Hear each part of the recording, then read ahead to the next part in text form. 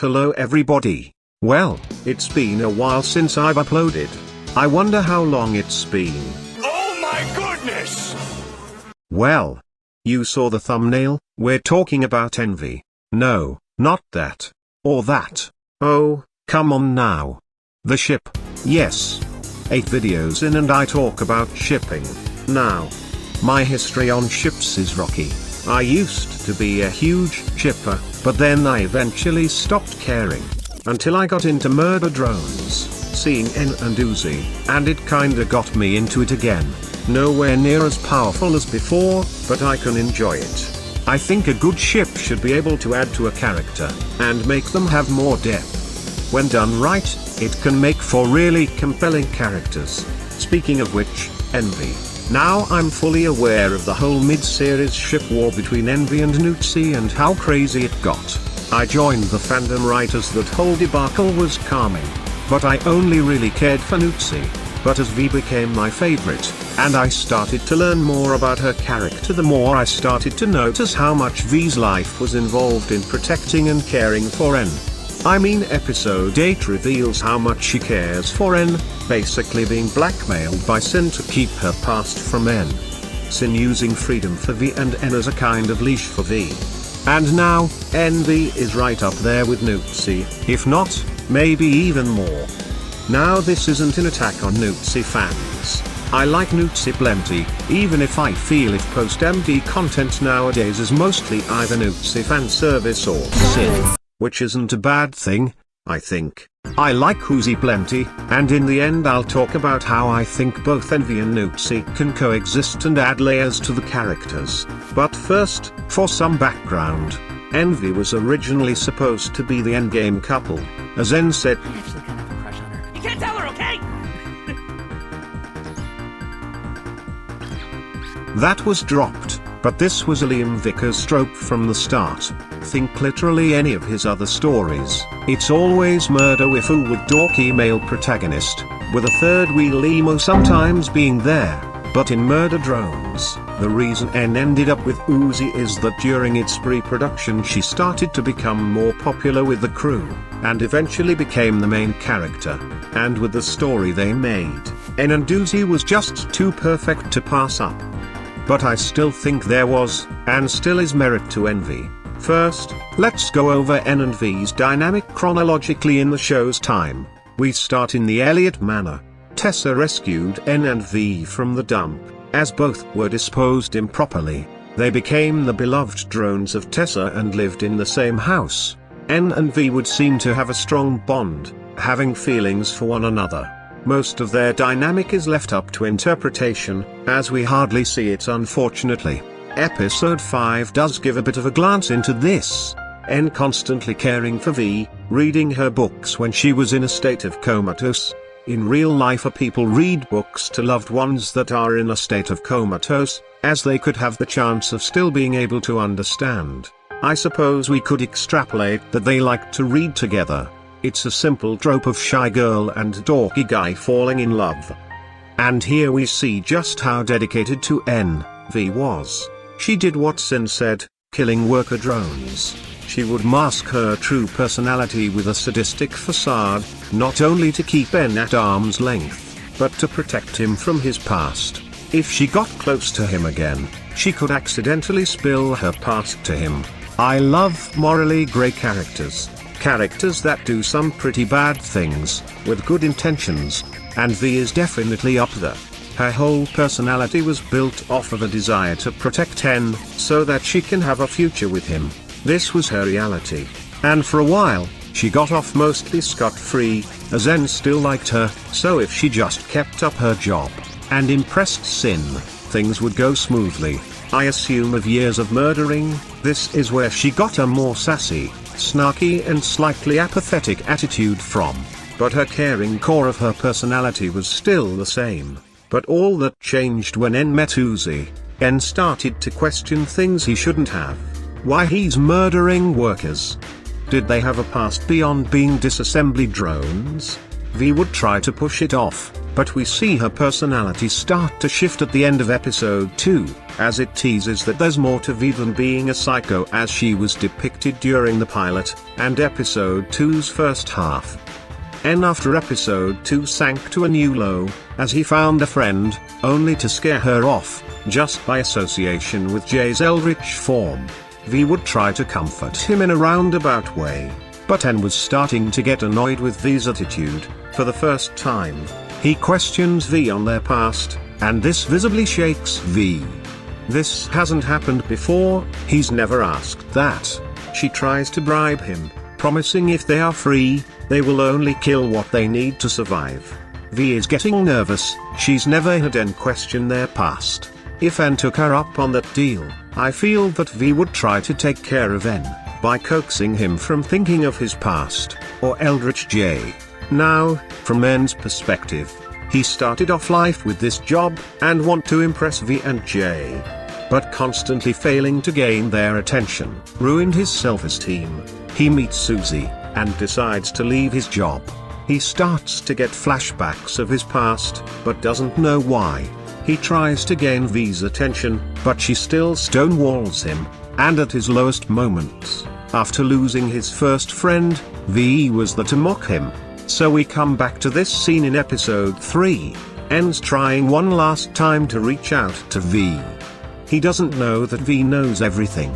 He tries to reason with V, saying they can figure things out, together, about their past. Notice how he says together. In this great N analysis, by Phil's Games, he points out how N uses the word together, only using it when he's trying to reach out.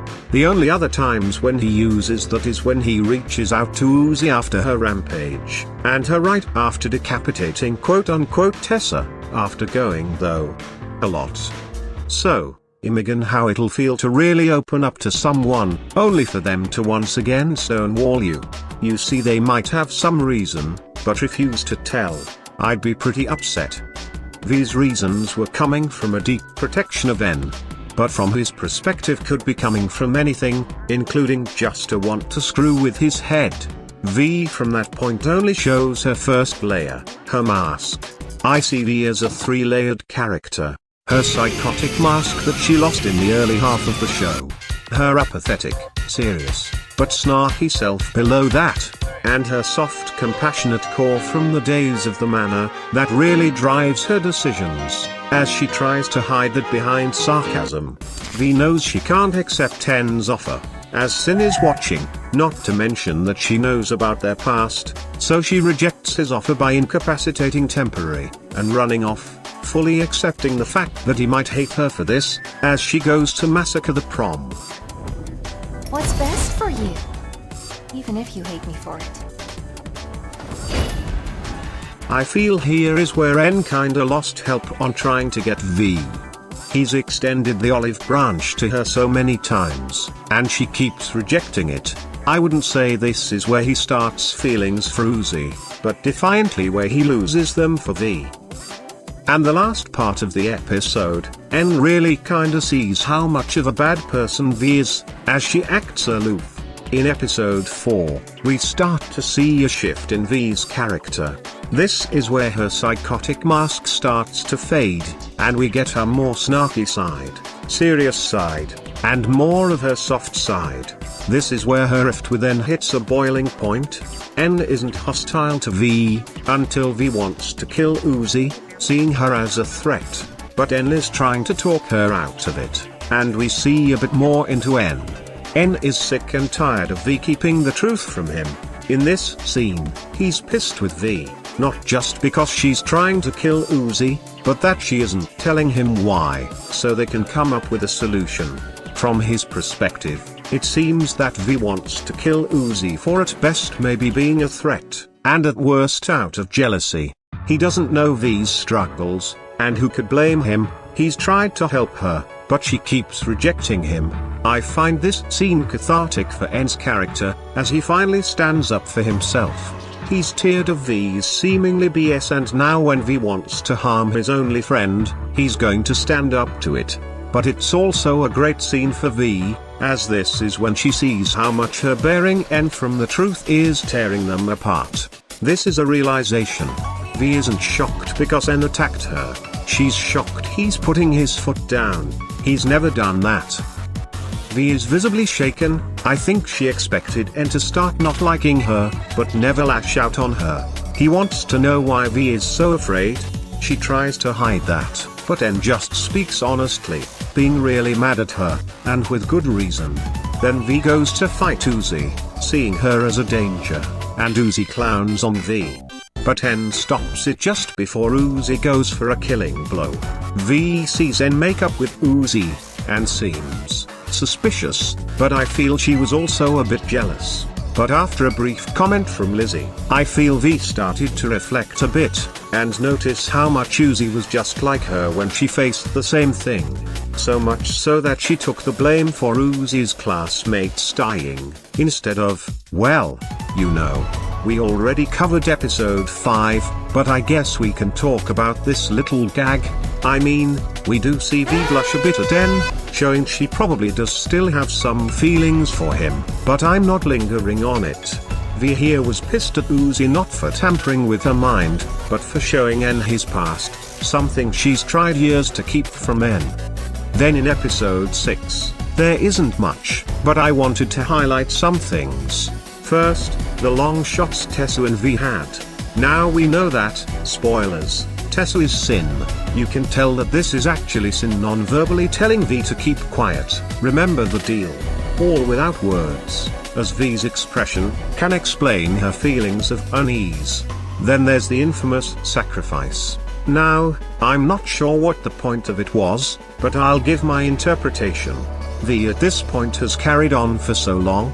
She has been fighting to protect N from Sin for so long. She's tired and beaten.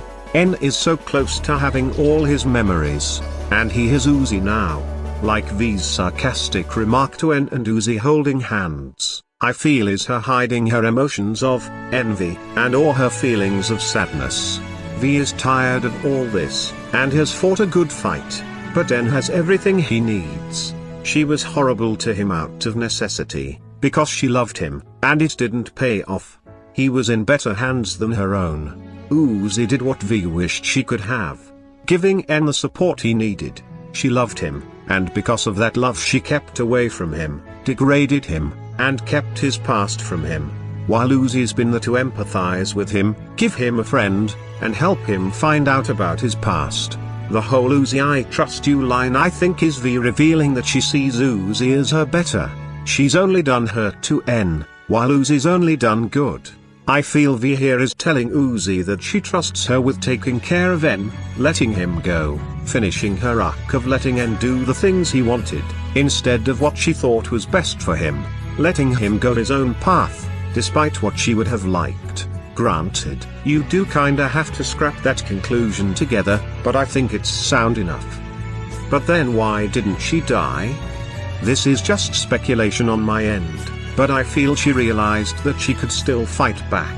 She knows that Sin can just remake her after being destroyed, so might as well try to rebel and take out her operation, under the cover of her dying. So she tames Sparky, and texts Lizzie to take Jay's ship and to tag her. But before I go to 7 and 8, I want to talk a bit about her glasses coming back here. Her glasses were a defining feature of her past self, and I feel they represent V finally embracing her softer caring side, as she lets Uzi have N. There isn't much in 7. So skipping to 8, V comes back fighting Jay. There isn't really anything important, so we skip to the best scene in the show, and talk about the Vallway. This is where V comes out clean. She has kept all these secrets from N, for the longest time, to protect him. And in this scene it all comes out. She admits everything about Sin. This is the chance. Her emotional well was just bursting, as she's crying as she goes on, apologizing for everything, doing something she's wanted to do, I'd say from the start. But then Sin reveals that the N she was talking to was a hologram, and teases V with it, mentally torturing and traumatizing her. She looked like she was on the verge of a panic attack as Sin was about to eat N's core.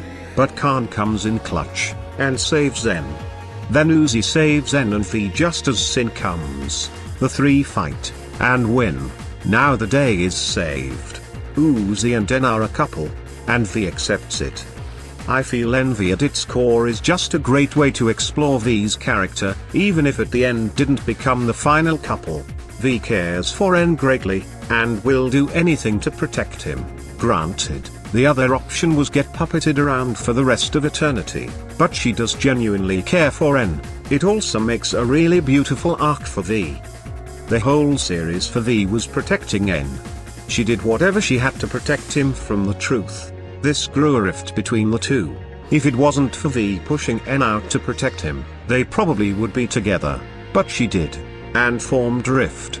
She realized that she was hurting En. And she doesn't try to get En back. She kept so many things from En, so the first time she decided to do something for him, it was to let him go. Let him make his own decision, to let him be with Uzi. And I find that very mature of V, not getting petty with Uzi, or upset with En, but willing to let him go, so he can be happy. But I feel that's also a bit of a place out of self-loathing for V. I feel V sees Uzi as morally better than her. She didn't have to go through everything that V did, and is purer for En, unlike herself. So, to conclude, this is why I love eNVy. Not only is it a nice relationship that has a really cute dynamic, but it gives V layers to her character. It makes her mature, willing to give up the love of her life to make said love happy. Doing something good for him, that didn't hurt him. It has a twinge of tragedy in that way too. So I feel that eNVy can coexist with Uzi, as eNVy only serves to add to V's character, even if it's not the endgame ship.